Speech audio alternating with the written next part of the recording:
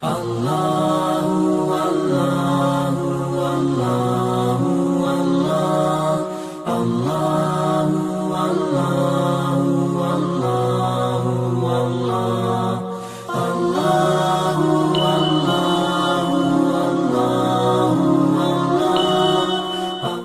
علیکم ورحمۃ اللہ وبرکاتہ۔ ناظرین کرام، آج ہمارا تعلیم قرآن کے سلسلے کا سبق نمبر 54 ہے۔ تعلیم قرآن کے سلسلے میں ہم نورانی قاعدہ پڑھ رہے ہیں۔ آج ہمارا سبق تختی نمبر 14 میں ہے، جس میں را کے قواعد کا بیان ہے، یعنی را کبھی موٹی پڑھی جاتی ہے، کبھی باریک پڑھی جاتی ہے، تو اس کے قواعد کا بیان ہے۔ تو اس سے پہلے کہ ہم سبق کو شروع کریں، آپ سے درخواست ہے کہ آپ اگر ہمارے چینل پر نئے ہیں تو ہمارے چینل کو ضرور سبسکرائب کریں تاکہ ہر نیا سبق آپ کو ملتا رہے۔ تو آئیے ناظرین، سب سے پہلے جانتے ہیں کہ را کی کل کتنی حالتیں ہیں۔ تو را کی ناظرین کل 3 حالتیں ہیں: را متحرک، را ساکن اور را مشدد۔ را متحرک کہتے ہیں جس را کے اوپر زبر زیر پیش ہو، اسے را متحرک کہتے ہیں۔ را متحرک زبر اور پیش کی حالت میں موٹی پڑھی جاتی ہے، پر پڑھی جائے گی، جیسے ربی، اور اگر زیر ہو تو را باریک پڑھی جائے گی، جیسے رجالن۔ یہ تو را متحرک کی بات پوری ہو گئی۔ اب آگے ہے را ساکن۔ ناظرین پہلے سمجھتے ہیں کہ را ساکن کسے کہتے ہیں۔ تو جس را کے اوپر جزم سکون ہو اسے را ساکن کہتے ہیں۔ اب را ساکن سے پہلے اگر زبر یا پیش ہو تو را ساکن پر پڑھی جائے گی، اس کو یاد رکھیے گا۔ را ساکن سے پہلے زبر یا پیش ہو تو را ساکن پر پڑھی جائے گی، موٹی پڑھی جائے گی، جیسے برقن، یرزقون، اس طرح سے۔ اور اگر را ساکن سے پہلے زیر ہو تو را باریک پڑھی جائے گی، جیسے ذکر اور امرتو، یہ مثال ہے۔ تو یہاں پر دیکھیں را ساکن سے پہلے زیر ہے، اس لیے را باریک پڑھی جائے گی، لیکن را ساکن سے پہلے زیر ہو تو اس کے باریک پڑھنے کی 3 شرطیں ہیں۔ آئیے ان 3 شرطوں کو جانتے ہیں۔ نمبر 1، را ساکن سے پہلے زیر اصلی ہو تو را باریک ہوگی۔ اصلی کہتے ہیں مطلب جو خود سے ہو، وہ کسی وجہ سے نہ آیا ہو تو اسے اصلی کہتے ہیں۔ اگر اصلی ہو تو را باریک، جیسے فرعون اور امرتو۔ لیکن اگر زیر اصلی نہ ہو بلکہ عارضی ہو تو پھر را ساکن پر پڑھی جائے گی، جیسے ارجعی۔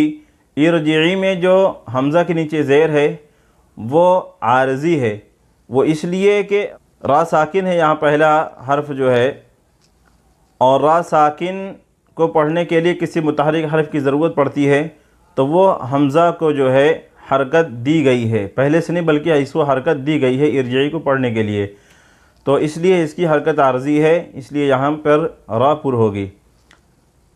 شرط نمبر 2، را ساکن اور زیر دونوں ایک کلمہ میں ہوں۔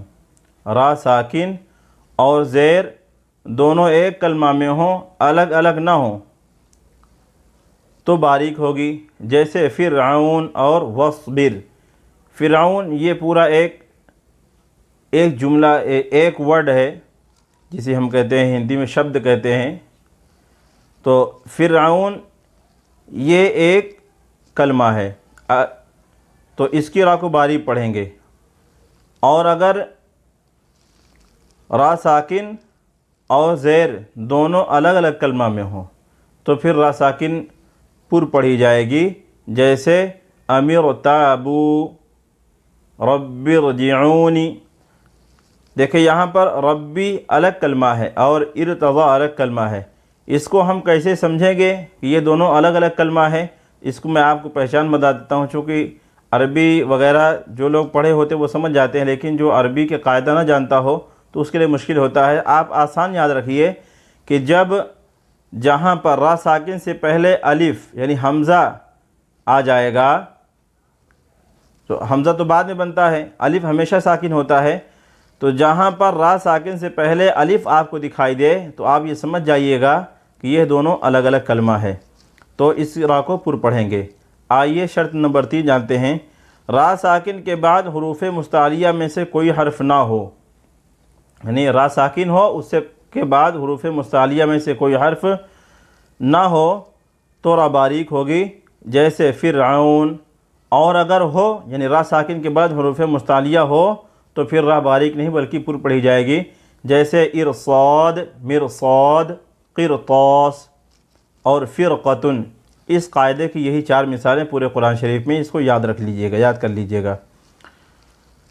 اب آگے را ساکن کا ایک قاعدہ اور ہے کہ را ساکن سے پہلے کوئی حرف ساکن ہو۔ ابھی ہم نے جانا کہ را ساکن سے پہلے زبر زیر پیش ہو تو کیسے پڑھیں گے، لیکن اب جو ہے یہاں پر را ساکن ہے، اس سے پہلے والا حرف بھی ساکن ہے، تو اب کیا کریں گے؟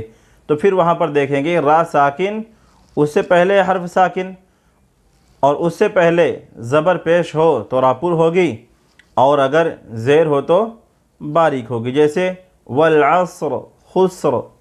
یہاں پر جب رکیں گے عصر اور خسر میں تو را بھی ساکن ہو جائے گی وقف کرنے کی وجہ سے، ٹھہرنے کی وجہ سے، اور سین تو پہلے سے ساکن تھی، اور عصر کے اندر را ٹھہرنے کی وجہ سے ساکن ہوئی اور صاد پہلے سے ساکن تھی، تو دو ساکن ایک ساتھ ہو گئے، یعنی را ساکن اور سین ساکن۔ تو اب دیکھیں گے کہ صاد سے پہلے والا حرف جو ہے وہ کیسا ہے، تو اگر دونوں حرف یعنی را ساکن اس سے پہلے والا حرف ساکن، اس سے پہلے زبر پیش ہو تو را پر ہوگی، جیسے والعصر اور خسر، اور اگر زیر ہو تو پھر را باریک ہوگی، جیسے ذکر اور حجر۔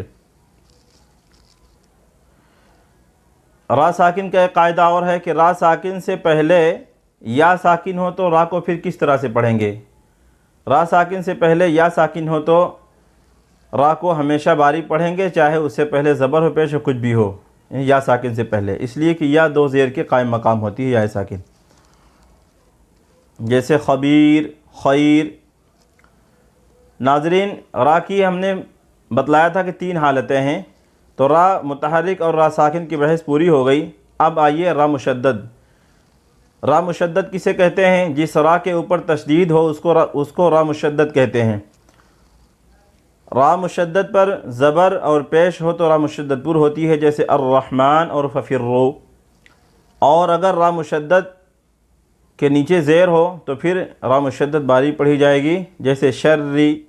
ایک قاعدہ ہے الگ سے، کل فرقین ایک کلمہ ہے قرآن شریف میں، اس کے پڑھنے کیا قاعدہ ہے؟ تو اس کے پڑھنے قاعدہ یہ ہے کہ کل فرقین کی را کو پر اور باریک دونوں طرف سے پڑھ سکتے ہیں، پر بھی پڑھ سکتے ہیں اور باریک بھی پڑھ سکتے ہیں، مگر باریک پڑھنا اولا ہے۔ آگے مصر اور قطر، یہ ایک قاعدہ اور ہے، اس کی را کو کس طرح سے پڑھا جائے گا؟ تو اس کے بارے میں یہ ہے کہ مصر اور قطر کو وقفاً پر باریک دونوں طرح پڑھ سکتے ہیں، یعنی جب اس پر ٹھہریں گے تو اس کو دونوں طرح سے پڑھ سکتے ہیں، مگر را کی اصلی حالت کا اعتبار کرتے ہوئے مصر کی را کو پر، اس لیے کہ مصر کی را پر زبر ہے تو اصلی حالت کا اعتبار کیا تو پر پڑھیں گے، اور قطر کی را کو باریک پڑھنا اولا ہے۔ ناظرین، ہمارا را کا پورا قاعدہ مکمل ہو گیا۔